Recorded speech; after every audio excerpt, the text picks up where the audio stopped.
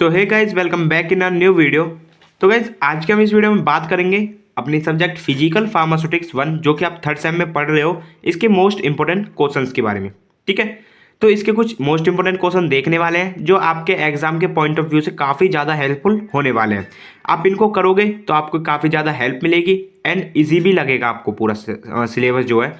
तो सबसे पहले आप एक बात समझ लो, these are only long questions. तो जो मैं आपको आज की वीडियो में बताने वाला हूँ ये सिर्फ लॉन्ग क्वेश्चन होने वाले हैं।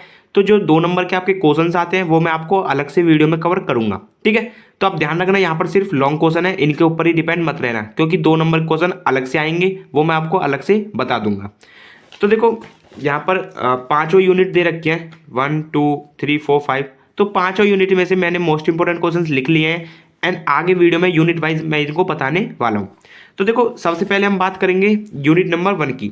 तो यूनिट नंबर 1 सबसे छोटी यूनिट, मतलब छोटी यूनिट मत कहो, एक बड़ी यूनिट कह सकते हो, बट सिंपल है बिल्कुल। इसमें कुछ भी ऐसा नहीं है कि आप इसको याद नहीं कर सकते। मेरी माने तो पूरी यूनिट आप अच्छे से पढ़ लो, पूरी की पूरी यूनिट। एंड इसमें से भी अगर आपको कुछ मोस्ट इंपॉर्टेंट क्वेश्चन ही पढ़ ले हैं तो मैं आपको बता देता हूँ। देखो सबसे पहले क्वेश्चन आता है एक बेसिक क्वेश्चन, एक्सप्लेन सॉल्युबिलिटी। तो सॉल्युबिलिटी क्या होती है ये बताना है। फिर give mechanism of solute solvent interaction. तो गाइस सिंपल, बहुत ही सिंपल मैकेनिज्म है सॉल्यूट सॉल्वेंट इंटरेक्शन का, ये आपको याद होना चाहिए, बहुत ही सिंपल है। ठीक है ना, अगर नहीं सिंपल लग रहा है तो आप एक बार हमारे नोट्स पढ़कर देखना, सिंपल लगने लगेगा, क्योंकि मैंने नोट्स इस प्रकार बनाया कि किसी भी बच्चे को ईजिली लर्न हो जाए। ओके, सेकेंड क्वेश्चन आता है इसमें diffusion principles in biological system. तो ये भी एक क्वेश्चन है जो इंपॉर्टेंट हो जाता है। इसमें आपको डिफ्यूजन प्रिंसिपल बताने हैं बायोलॉजिकल सिस्टम में, जो मतलब बॉडी में जो यूज होते हैं। ओके, ये भी बहुत सिंपल है। फिर आता है third question, solubility of liquid in liquid. तो देखो यहाँ पर ये जनरली मैं आपको समझाता हूँ, ये टॉपिक है यहाँ पर solubility of liquid in liquid. तो ये solubility of liquid in liquid है, इसमें आपको सिंपली ये partially miscible liquid, real liquids, तो यही पढ़ना है। मतलब सिंपल क्वेश्चन है, आप मेरे नोट्स में एक बार देखना, मैं यहाँ पर पूरा डिस्क्राइब नहीं कर सकता, ईजी है पूरा। ठीक है, तो ये भी आप पढ़ सकते हो। फिर आते हैं 2 मोस्ट इंपोर्टेंट क्वेश्चन आपके। तो 2 मोस्ट इंपोर्टेंट क्वेश्चन मैं क्यों बोल रहा हूँ, तो दोनों में से एक या दोनों पक्का देखने को मिलेगा आपको। फर्स्ट है राउल्स लॉ, सेकंड है डिस्ट्रीब्यूशन लॉ। तो दोनों में से एक ना एक पक्का देखने को मिलेगा। राउल्स लॉ 99% चांस है, डिस्ट्रीब्यूशन लॉ के भी 95% चांस है। ठीक है, तो राउल्स लॉ आप बिल्कुल छोड़कर मत जाना, अगर राउल्स लॉ हो जाता है देन डिस्ट्रीब्यूशन लॉ भी आप कर लेना। ठीक है, तो ये 5 क्वेश्चन थे एंड ये जो ऊपर के 3 क्वेश्चन है ये आपके 2 नंबर में भी काफ़ी ज़्यादा हेल्पफुल रहने वाले हैं। तो पाँचों क्वेश्चन को आप अच्छी तरीके से करना, काफ़ी हेल्प हो जाएगी आपकी। ओके गाइस, अब बात करते हैं यूनिट नंबर 2 की। तो देखो यूनिट नंबर 2 में से जो मोस्ट क्वेश्चन बनते हैं, मतलब ज़्यादा क्वेश्चन बनते हैं, वो बनते हैं 2 नंबर में। ठीक है, क्योंकि यहाँ पर डेफिनेशन है सिंपल सिंपल, तो ये ज़्यादातर बनेंगे हमारी 2 नंबर में। तो 2 नंबर में एक कवर करा दूंगा मैं, बट जो मोस्ट इंपोर्टेंट क्वेश्चन है वो आप देख लो। इसमें फर्स्ट बनता है यूटैक्टिक मिक्सचर। तो यूटैक्टिक मिक्सचर काफ़ी ज़्यादा इंपॉर्टेंट हो जाता है, अब वो पढ़ लेना अच्छे से। फिर एक आता है differentiate between amorphous and crystalline solids. तो ये काफ़ी ज़्यादा इंपॉर्टेंट क्वेश्चन है गाइस, अगर ये 7 मार्क्स में नहीं आता है तो 2 मार्क्स में तो पक्का आने वाला है। ठीक है, एंड फिर आप पढ़ सकते हो ऑप्टिकल रोटेशन को एंड ऑप्टिकल एक्टिविटी, यानी कि दोनों चीज़ एक ही है बट क्वेश्चन अलग अलग आ जाता है, तो दोनों को अच्छे से पढ़ लेना। ठीक है, तो यूनिट 2 में 3 क्वेश्चन ही हैं, आप इनको अच्छे से पढ़ लेना। फिर आता है यूनिट नंबर 3। तो यूनिट नंबर 3 में आपको समझाता हूँ। यूनिट 3 में आपका surface tension and interfacial tension. तो यहाँ पर जो मोस्ट इंपॉर्टेंट क्वेश्चन है वो बनता है यहाँ पर measurement of surface and interfacial tension. यहाँ पर पांच टाइप है, जनरली 5 टाइप्स हैं जिनकी मदद से हम मेजरमेंट कर पाते हैं सरफेस टेंशन और इंटरफेशियल टेंशन। तो वही मेथड्स आपको बताने हैं एग्जाम में, तो ये काफ़ी ज़्यादा इंपॉर्टेंट क्वेश्चन बन जाता है एंड ये इस बार भी आएगा। अब क्वेश्चन को एक मतलब अच्छी तरीके से पढ़ लेना, क्योंकि देखो यहाँ पर मैंने एक रखा है explain various method used for the determination of surface and interfacial tension. तो यहाँ पर स्पेसिफिक नहीं दिया है उसने कि सरफेस और इंटरफेशियल टेंशन को बताए, अब दोनों दे दिया है उसने, तो आपको यहाँ पर पांचों मेथड बताने होंगे। ओके, क्योंकि देखो 5 मेथड थे, drop count, drop weight, capillary rise method, Wilhelmy plate method. तो ऐसे मतलब 5 मेथड थे।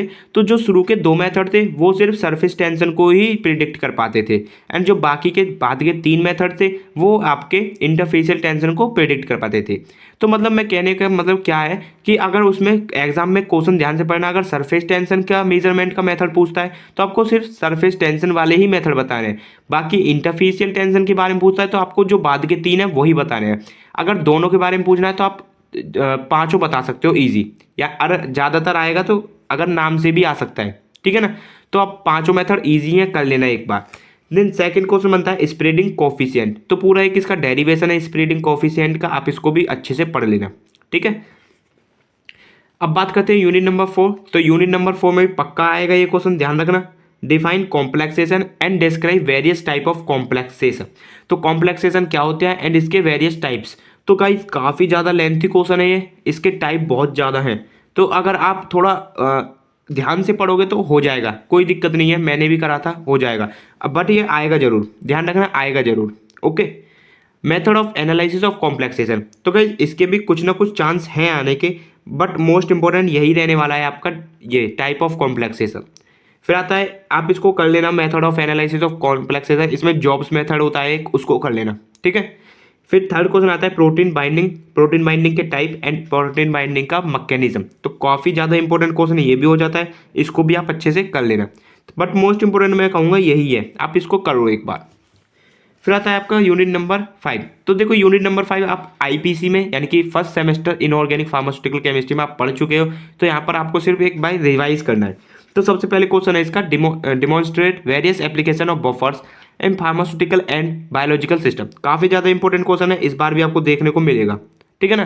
तो आपको सिंपली यहाँ पर बफर्स की एप्लीकेशन बताती है हमारी फार्मास्यूटिकल सिस्टम में और बायोलॉजिकल सिस्टम में, तो दोनों अलग अलग चीज़ें हैं, दोनों को मिक्स मत करना, अलग अलग से पढ़ना, ठीक है। नोट्स में दे रखा है मैंने, काफ़ी ज़्यादा इंपॉर्टेंट है, मैंने बता दिया आपको पढ़ना है। फिर आता है what are buffer isotonic solution method of adjusting tonicity, तो गाइस देखो ये भी आप क्वेश्चन आईपीसी में पढ़ के आ चुके हो, सेम यही क्वेश्चन आप पढ़कर आ चुके हो, तो अगर आपने फर्स्ट सेमेस्टर में अच्छे से पढ़ा होगा तो आप वहीं से पढ़ लेना, नहीं तो मेरे नोट से आप पढ़ सकते हो, ये भी काफ़ी ज़्यादा इंपॉर्टेंट हो जाता है। फिर आता है पीएच डिटर्मिनेशन मेथड, इसमें दो मेथड है हमारे, इलेक्ट्रोमेरिक एंड कैलोरीमेट्रिक, तो दोनों ये जो मेथड है ये 2 नंबर में भी काफ़ी ज़्यादा पूछे जाते हैं, एंड अगर दोनों एक साथ आ गए तो 7 मार्क्स में भी आ सकते हैं, ये भी ईजी है। एंड लास्ट है एक बफर इक्वेशन, तो यहाँ फर्स्ट एंड सेकंड सेमेस्टर दोनों सेमेस्टर में आप पढ़ रही हैं आपने बफर इक्वेशन, आप इसको भी पढ़ना, ठीक है। तो गाइज ये थे कुछ क्वेश्चंस जो मैं बताना चाहता था एंड मैंने बता दिए। तो ये जो 5 यूनिट है इसमें से जो लॉन्ग क्वेश्चन आते हैं वो मैंने बता दिए हैं यहाँ पर, ये इतने ही हैं, इसमें से तो आप एक भी मत छोड़ना, ठीक है ना। मैंने पहले से ही काफ़ी कम क्वेश्चन लिए, तो इसमें से तो आप बिल्कुल भी उम्मीद मत करना एक भी छोड़ने की, ठीक है ना। तो 2 नंबर के मैं क्वेश्चन बाद में कवर करा दूंगा। बाकी आज की वीडियो में इतना ही, तब तक के लिए बाय बाय, टेक केयर, मिलते हैं नई वीडियो में।